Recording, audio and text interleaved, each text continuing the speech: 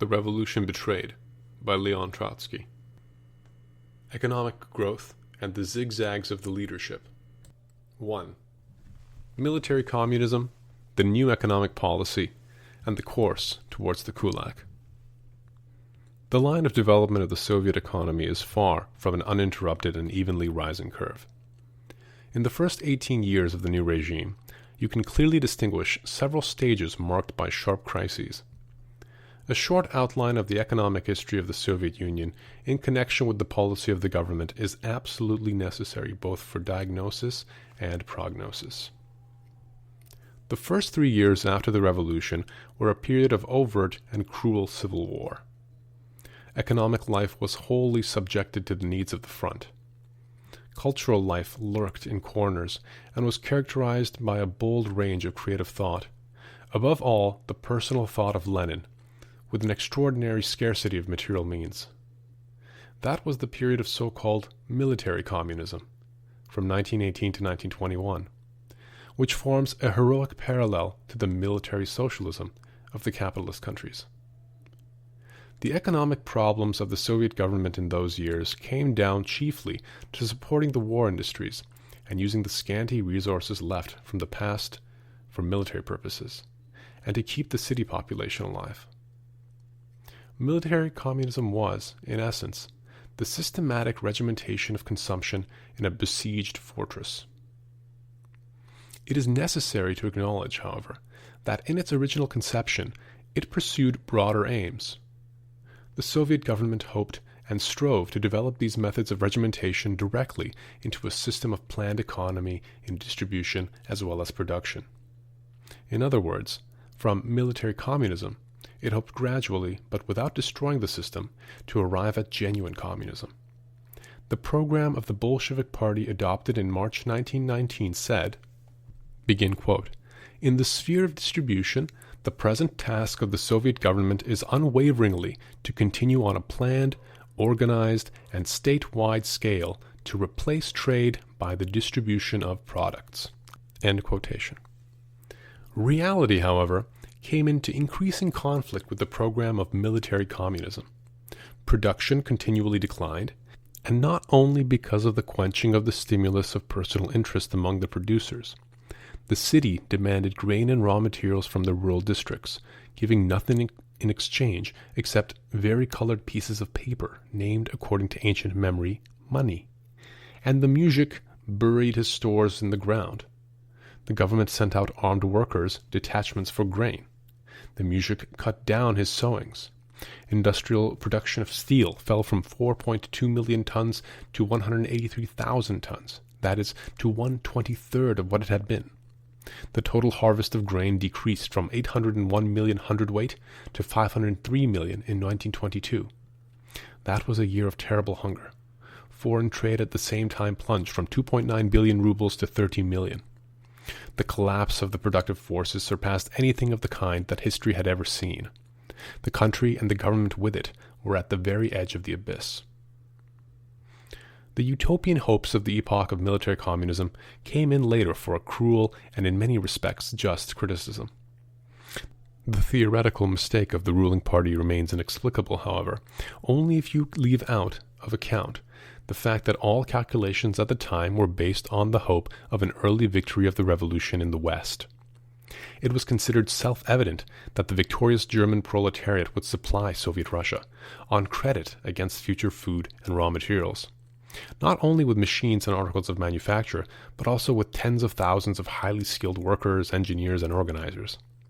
And there is no doubt that if the proletarian revolution had triumphed in Germany, a thing that was prevented solely and exclusively by the Social Democrats, the economic development of the Soviet Union as well as of Germany would have advanced with such gigantic strides that the fate of Europe and the world would today have been incomparably more auspicious.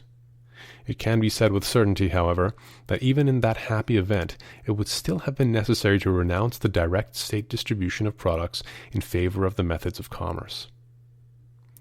Lenin explained the necessity of restoring the market by the existence in the country of millions of isolated peasant enterprises, unaccustomed to define their economic relations with the outside world except through trade. trade circulation would establish a connection, as it was called, between the peasant and the nationalized industries. The theoretical formula for this connection is very simple. Industry should supply the rural districts with necessary goods at such prices as would enable the state to forego forcible collection of the products of peasant labor.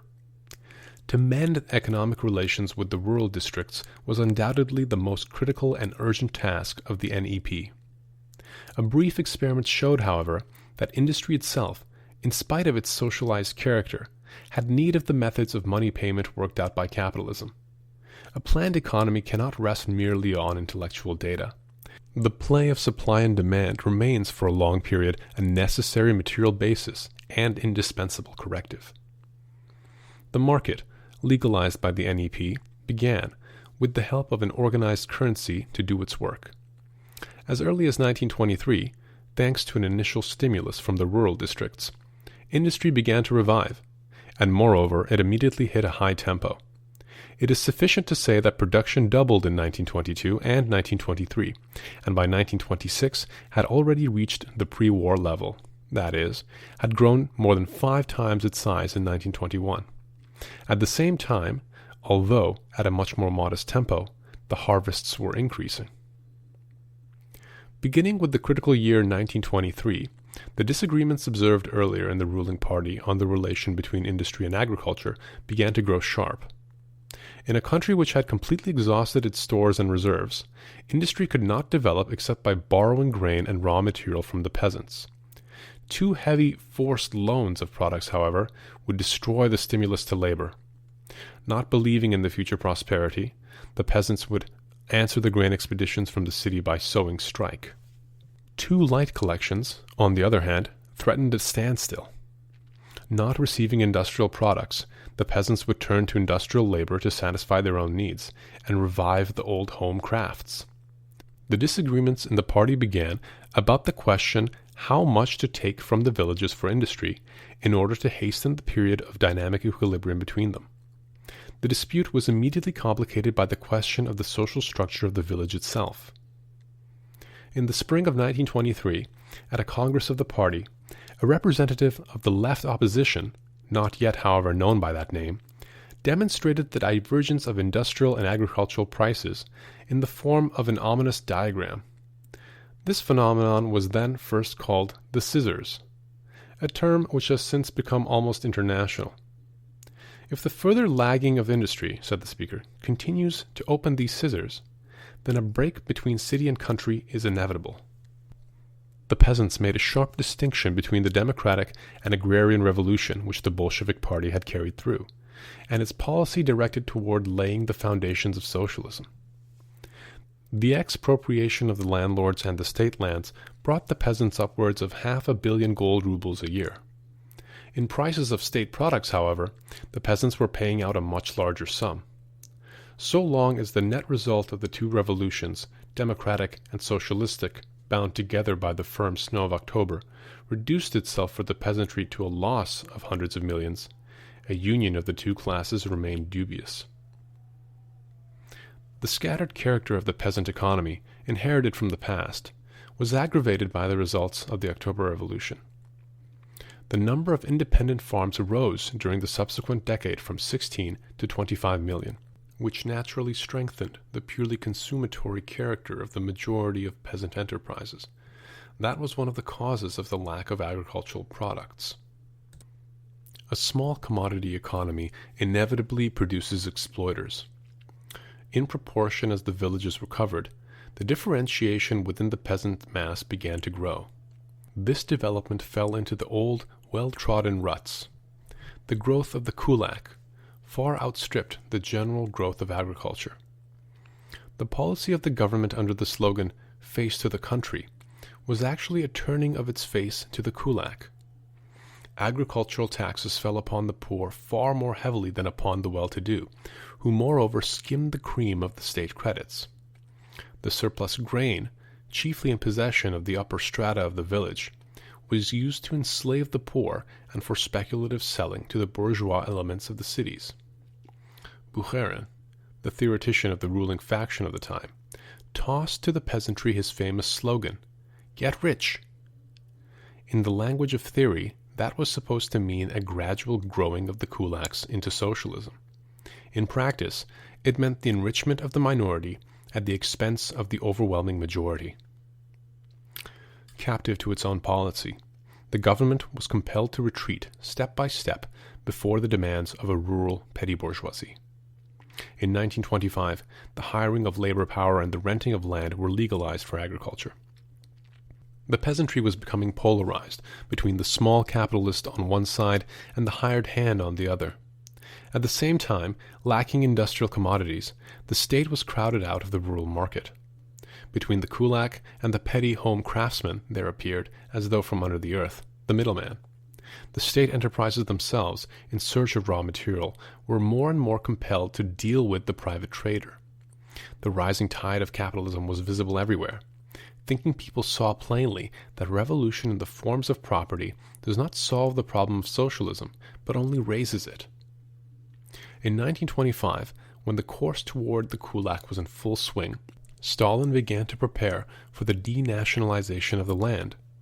To a question asked at his suggestion by a Soviet journalist, would it not be expedient in the interest of agriculture to deed over to each peasant for 10 years the parcel of land tilled by him? Stalin answered, yes, and even for 40 years. The People's Commissar of Agriculture of Georgia, upon Stalin's own initiative, introduced the draft of a law denationalizing the land. The aim was to give the farmer confidence in his own future. While this was going on, in the spring of 1926, almost 60% of the grain destined for sale was in the hands of 6% of the peasant proprietors. The state lacked grain not only for foreign trade but even for domestic needs. The insignificance of exports made it necessary to forego bringing in articles of manufacture, and cut down to the limit the import of machinery and raw materials. Retarding industrialization and striking a blow at the general mass of the peasants, this policy of banking on the well-to-do farmer revealed unequivocally inside of 2 years, 1924 to 1926, its political consequences.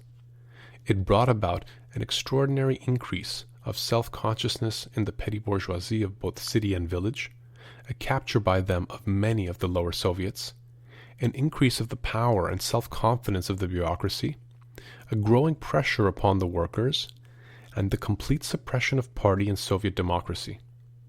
The growth of the kulaks alarmed two eminent members of the ruling group, Zinoviev and Kamenev, who were significantly presidents of the Soviets of the two chief proletarian centers, Leningrad and Moscow. But the provinces, and still more the bureaucracy, stood firm for Stalin. The course toward the well-to-do farmer won out. In 1926, Zinoviev and Kamenev, with their adherents, joined the opposition of 1923, the Trotskyists. Of course, in principle, the ruling group did not even then renounce the collectivization of agriculture. They merely put it off a few decades in their perspective. The future People's Commissar of Agriculture, Yakovlev, wrote in 1927 that, although the socialist reconstruction of the village can be accomplished only through collectivization, still, this obviously cannot be done in 1, 2, or 3 years, and maybe not in 1 decade. The collective farms and communes, he continued, are now and will for a long time undoubtedly remain only small islands in a sea of individual peasant holdings. And in truth, at that period only 8% of the peasant farms belonged to the collectives. The struggle in the party about the so-called general line, which had come to the surface in 1923, became especially intense and passionate in 1926.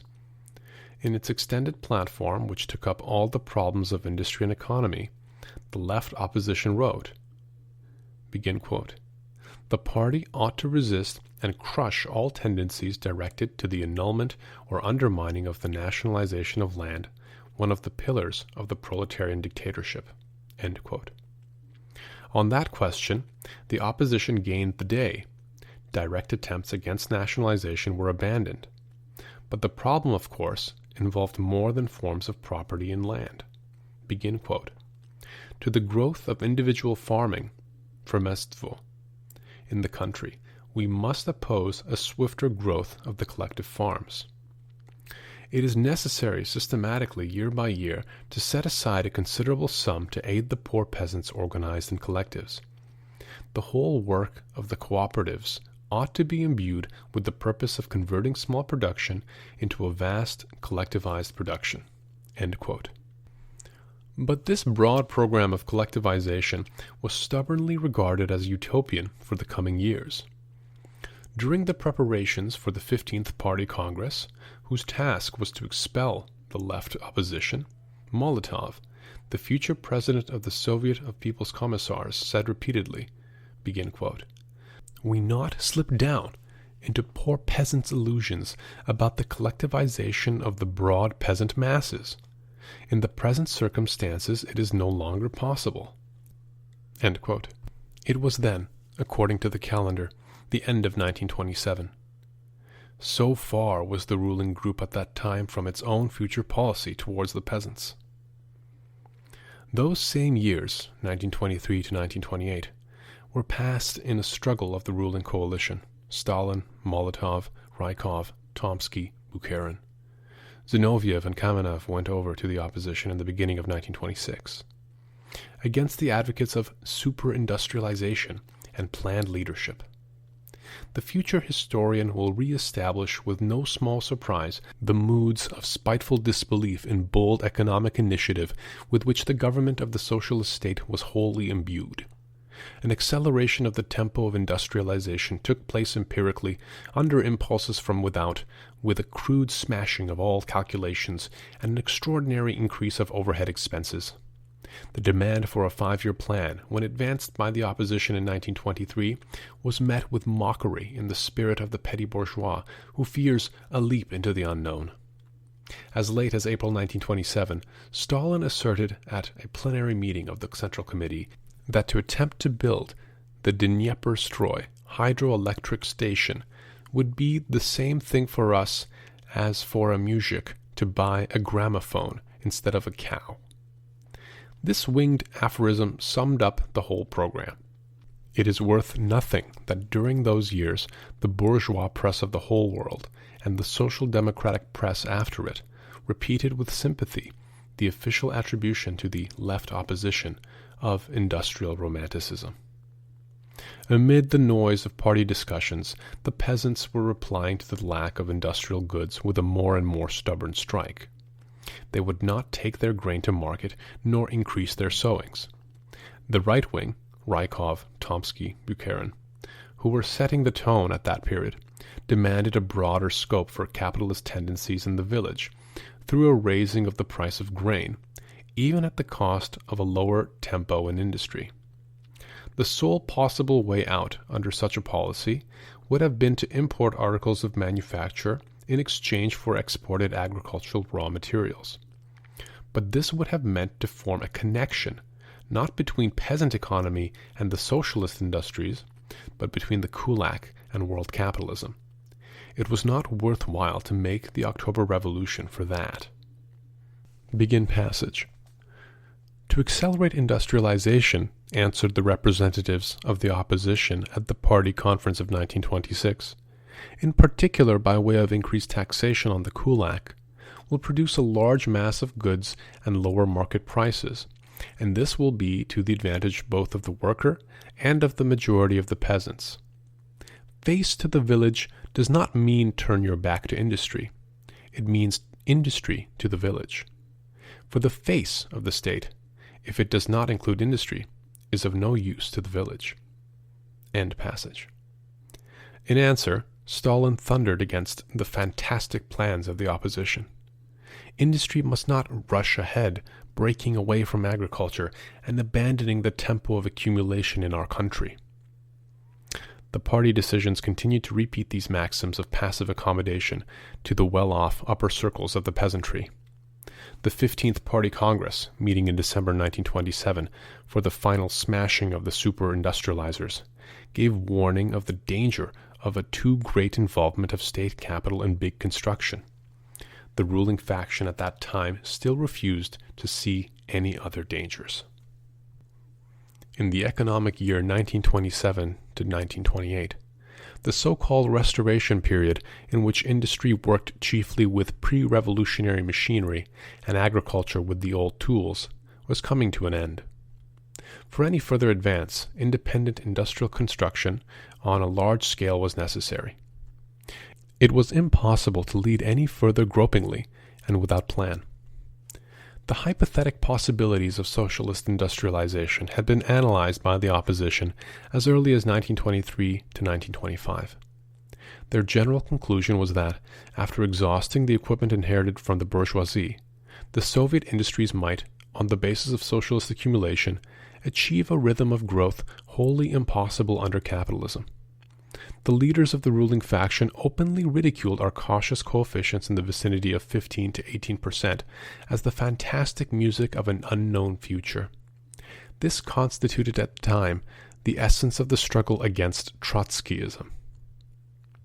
The first official draft of the five-year plan, prepared at last in 1927, was completely saturated with the spirit of stingy tinkering. The growth of industrial production was projected with a tempo declining yearly from 9 to 4%.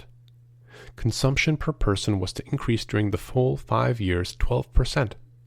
The incredible timidity of thought in this first plan comes out clearly in the fact that the state budget at the end of the 5 years was to constitute in all 16% of the national income, whereas the budget of Tsarist Russia, which had no intention of creating a socialist society, swallowed 18%. It is perhaps worth adding that the engineers and economists who drew up this plan were some years later severely judged and punished by law as conscious sabotagers acting under the direction of foreign powers. The accused might have answered, had they dared, that their planning work corresponded perfectly to the general line of the Politburo at the time and was carried out under its orders. The struggle of the tendencies was now translated into arithmetical language. To present on the 10th anniversary of the October Revolution such a piddling and completely pessimistic plan, said the platform of the opposition, means in reality to work against socialism. A year later, the Politburo adopted a new 5-year plan with an average yearly increase of production amounting to 9%. The actual course of the development, however, revealed a stubborn tendency to approach the coefficients of the super-industrializers.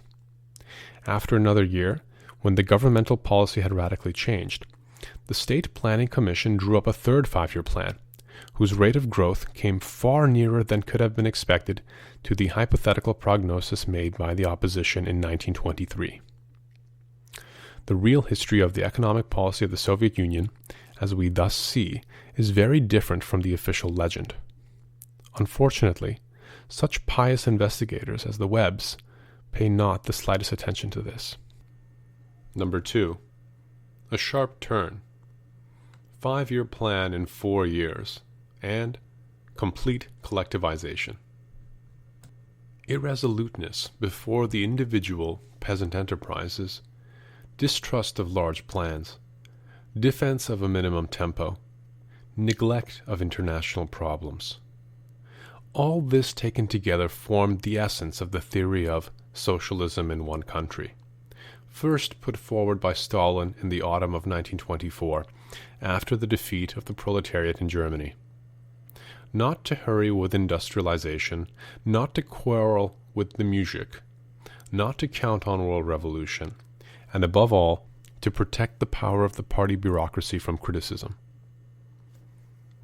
The differentiation of the peasantry was denounced as an intervention of the opposition.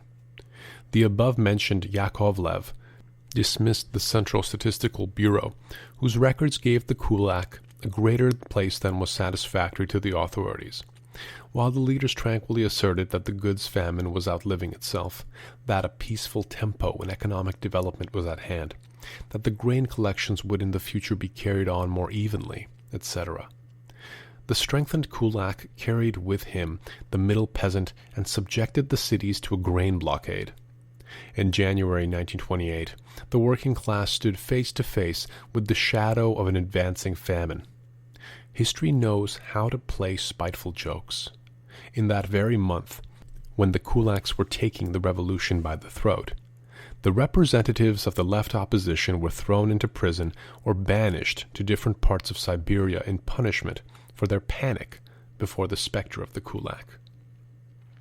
The government tried to pretend that the grain strike was caused by the naked hostility of the kulak. Where did he come from? To the socialist state.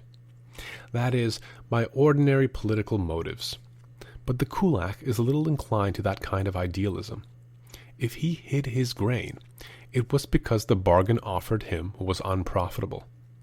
For the very same reason he managed to bring under his influence wide sections of the peasantry. Mere repressions against kulak sabotage were obviously inadequate. It was necessary to change the policy. Even yet, however, no little time was spent in vacillation. Rykov, then still head of the government, announced in July 1928, begin quote, "To develop individual farms is the chief task of the party," end quote. And Stalin seconded him, begin quote. There are people who think that individual farms have exhausted their usefulness, that we should not support them. These people have nothing in common with the line of our party, end quote. Less than a year later, the line of the party had nothing in common with these words. The dawn of complete collectivization was on the horizon. The new orientation was arrived at just as empirically as the preceding, and by way of a hidden struggle within the governmental bloc. Begin quote. The groups of the right and center are united by a general hostility to the opposition. Thus the platform of the left gave warning a year before. And the cutting off of the latter will inevitably accelerate the coming struggle between these two. End quote. And so it happened. The leaders of the disintegrating bloc would not for anything, of course, admit that this prognosis of the left wing, like many others, had come true. As late as the 19th of October, 1928, Stalin announced publicly, begin quote, "It is time to stop gossiping about the existence of a right deviation and a conciliatory attitude towards it in the Politburo of our Central Committee," end quote. Both groups at that time were feeling out the party machine. The repressed party was living on dark rumors and guesses. But in just a few months, the official press, with its usual freedom from embarrassment, announced that the head of the government, Rykov, had speculated on the economic difficulties of the Soviet power, that the head of the Communist International, Bukharin, was a conducting wire of bourgeois liberal influences, that Trotsky, president of the All-Russian Central Council of Trade Unions, was nothing but a miserable trade unionist. All three, Rykov, Bukharin, and Trotsky, were members of the Politburo, whereas the whole preceding struggle against the left opposition had taken its weapons from the right groups. Bukharin was now able, without sinning against the truth, to accuse Stalin of using in his struggle with the right a part of the condemned left opposition platform. In one way or another, the change was made. The slogan, "Get rich," together with the theory of the kulaks growing painlessly into socialism, was belatedly, but all the more decisively condemned. Industrialization was put upon the order of the day. Self-satisfied quietism was replaced by a panic of haste. The half-forgotten slogan of Lenin, "Catch up with and outstrip," was filled out with the words, "in the shortest time possible." The Minimalist 5-year plan, already confirmed in principle by a Congress of the party, gave place to a new plan, the fundamental elements of which were borrowed in toto from the platform of the shattered left opposition. Dnieper-Stroy, only yesterday likened to a gramophone, today occupied the center of attention. After the first new successes, the slogan was advanced. Achieve the 5-year plan in 4 years. The startled empires now decided that everything was possible. Opportunism, as has often happened in history, turned into its opposite, adventurism. Whereas from 1923 to 1928, the Politburo had been ready to accept Bukharin's philosophy of a tortoise tempo, it now lightly jumped from a 20 to a 30% yearly growth. trying to convert every partial and temporary achievement into a norm, and losing sight of the conditioning interrelation of the different branches of industry. The financial holes in the plan were stopped up with printed paper. During the years of the first plan, the number of banknotes in circulation rose from 1.7 billion to 5.5, and by the beginning of the second five-year plan had reached 8.4 billion rubles.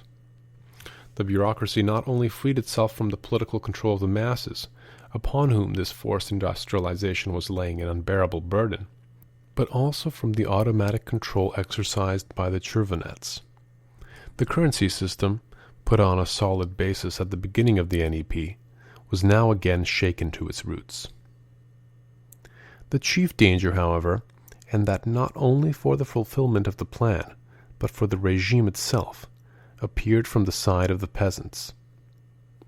On the 15th of February 1928, the population of the country learned with surprise from an editorial in Pravda that the villages looked not at all the way they had been portrayed up to that moment by the authorities, but on the contrary, very much as the expelled left opposition had presented them. The press, which only yesterday had been denying the existence of the kulaks, today, on a signal from above, discovered them not only in the villages, but in the party itself. It was revealed that the communist nuclei were frequently dominated by rich peasants, possessing complicated machinery, employing hired labor, concealing from the government hundreds and thousands of poods of grain, and implacably denouncing the Trotskyist policy. The newspapers vied with each other in printing sensational exposures of how kulaks in the position of local were denying admission to the party to poor peasants and hired hands. All the old criteria were turned upside down, minuses and pluses changed place. In order to feed the cities, it was necessary immediately to take from the kulak the daily bread. This could be achieved only by force. The expropriation of the grain reserve, and that not only of the kulak, but of the middle peasant, was called, in the official language, extraordinary measures. This phrase is supposed to mean that tomorrow everything will fall back into the old rut. But the peasants did not believe fine words, and they were right. The violent seizures of grain deprived the well-off peasants of their motive to increased sowings. The hired hands and the poor peasant found themselves without work. Agriculture again arrived in a blind alley, and with it the state. It was necessary at any cost to reform the general line. Stalin and Molotov, still giving individual farming the chief place, began to emphasize the necessity of a swifter development of the Soviet and collective farms. But since the bitter need of food did not permit a cessation of military expenditures into the country, the program of promoting individual farms was left hanging in the air. It was necessary to slip down to collectivization. The temporary extraordinary measures for the collection of grain developed unexpectedly into a program of liquidation of the kulaks as a class.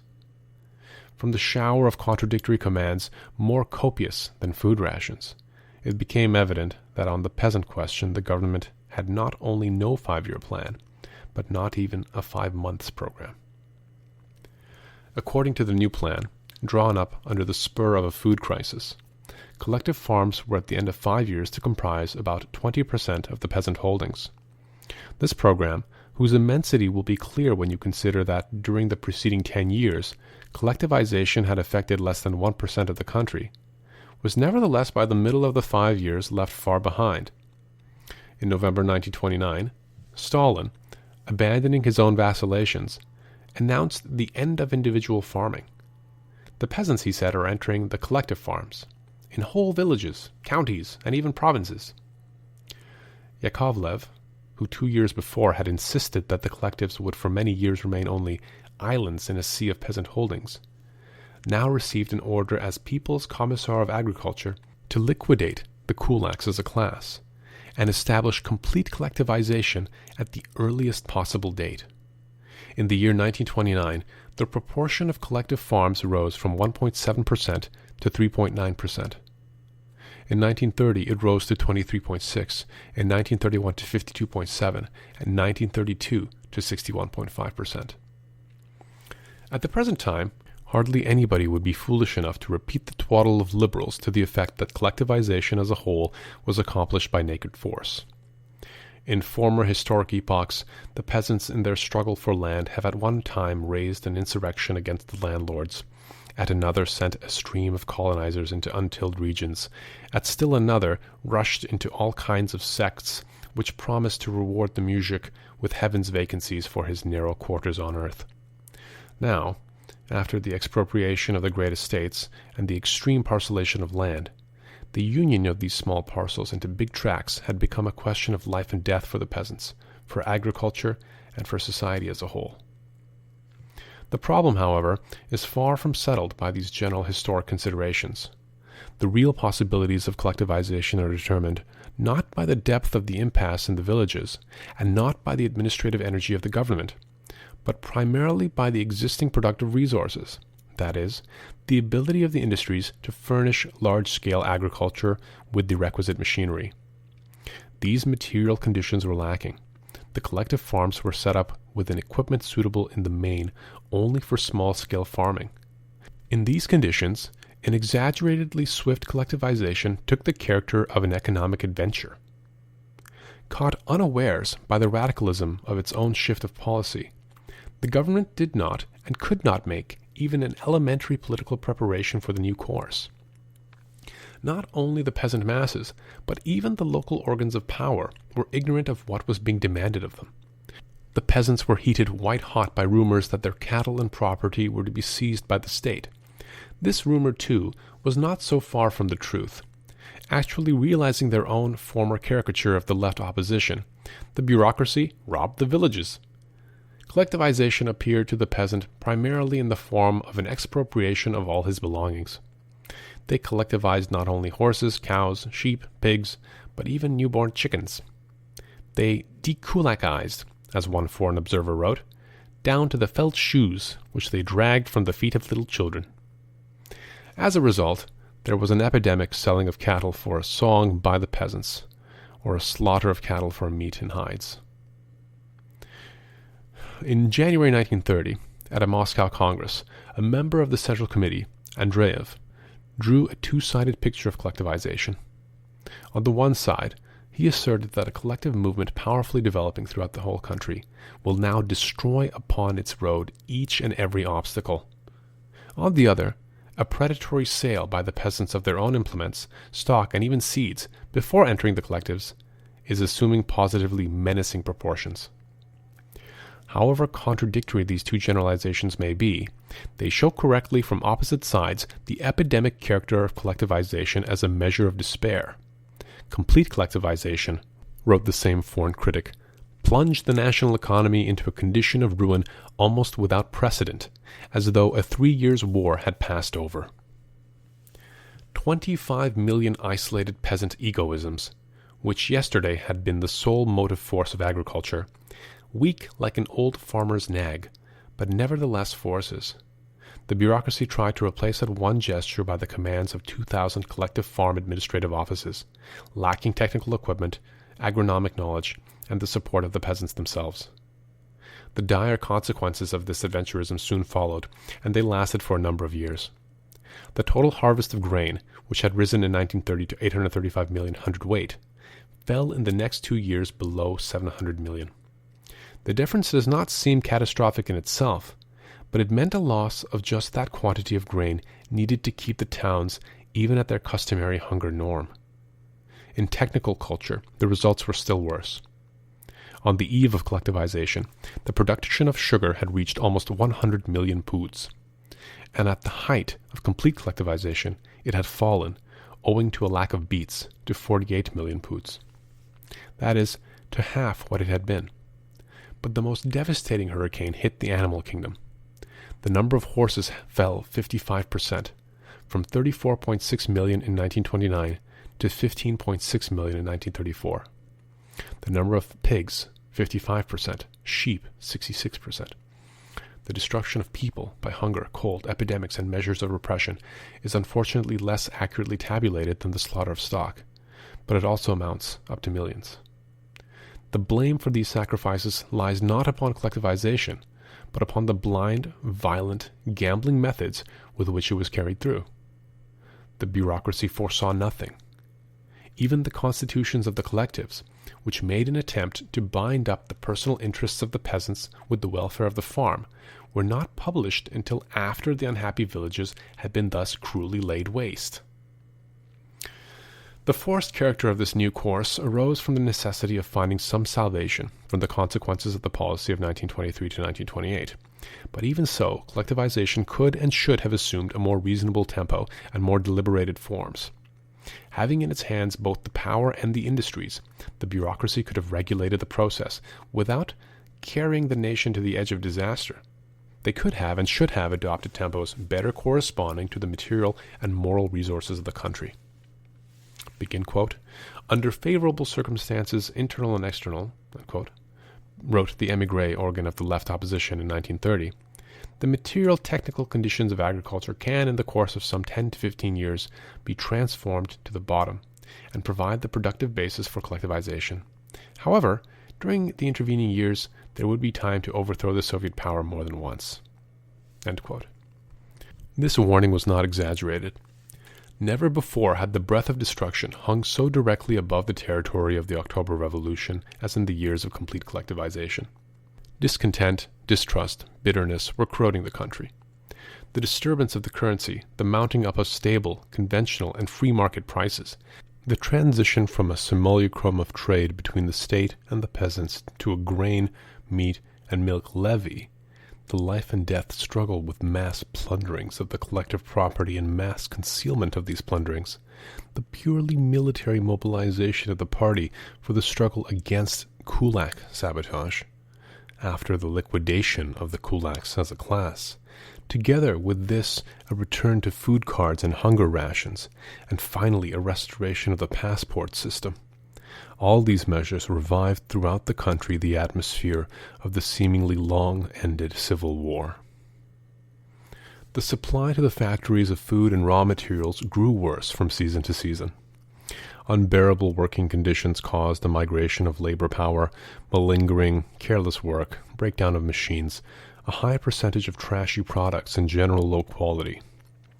The average productivity of labor declined 11.7% in 1931. According to an incidental acknowledgement of Molotov, printed in the whole Soviet press, industrial production in 1932 rose only 8.5%, instead of the 36% indicated by the year's plan.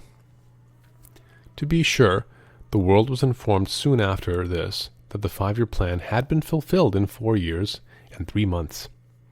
But that means only that the cynicism of the bureaucracy in its manipulations of statistics and public opinion is without limit. That, however, is not the chief thing. Not the fate of the 5-year plan, but the fate of the regime was at stake. The regime survived. But that is the merit of the regime itself, which had put down deep roots in the popular soil. It is in no less degree due to favorable external circumstances. In those years of economic chaos and civil war in the villages, the Soviet Union was essentially paralyzed in the face of a foreign enemy. The discontent of the peasantry swept through the army. Mistrust and vacillation demoralized the bureaucratic machine and the commanding cadres. A blow either from the east or west at that period might have had fatal consequences. Fortunately, the first years of a crisis in trade and industry had created throughout the capitalist world moods of bewildered, watchful waiting. Nobody was ready for war. Nobody dared attempt it. Moreover, in not one of the hostile countries was there an adequate realization of the acuteness of these social convulsions, which were shaking the lands of Soviets under the roar of the official music in honor of the general line. In spite of its brevity, our historic outline shows, we hope, how far removed the actual development of the workers' state has been from an idyllic picture of the gradual and steady piling up of successes. From the crises of the past, we shall later on derive important indications for the future. But besides that, a historic glance at the economic policy of the Soviet government and its zigzags has seemed to us necessary in order to destroy that artificially inculcated individualistic fetishism which finds the sources of success, both real and pretended, in the extraordinary quality of the leadership, and not in the conditions of socialized property created by the revolution. The objective superiority of the new social regime reveals itself too, of course, in the methods of the leaders, but these methods reflect equally the economic and cultural backwardness of the country, and the petty bourgeois provincial conditions in which the ruling cadres were formed. It would be the crudest mistake to infer from this that the policy of the Soviet leaders is of third-rate importance. There is no other government in the world in whose hands the fate of the whole country is concentrated to such a degree. The successes and failures of an individual capitalist depend, not wholly, of course, but to a very considerable and sometimes decisive degree, upon his personal qualities. Mutatis mutandis, the Soviet government occupies in relation to the whole economic system the position which a capitalist occupies in relation to a single enterprise. The centralized character of the national economy converts the state power into a factor of enormous significance. But for that very reason, the policy of the government must be judged not by summarized results, not by naked statistical data, but by the specific role which conscious foresight and planned leadership have played in achieving these results. The zigzags of the governmental course have reflected not only the objective contradictions of the situation, but also the inadequate ability of the leaders to understand these contradictions in season and react prophylactically against them. It is not easy to express mistakes of the leadership in bookkeepers' magnitudes, but our schematic exposition of the history of these zigzags permits the conclusion that they have imposed upon the Soviet economy an immense burden of overhead expenses. It remains, of course, incomprehensible, at least with a rational approach to history, how and why a faction, the least rich of all in ideas, and the most burdened with mistakes, should have gained the upper hand over all other groups, and concentrated an unlimited power in its hands. Our further analysis will give us a key to this problem too.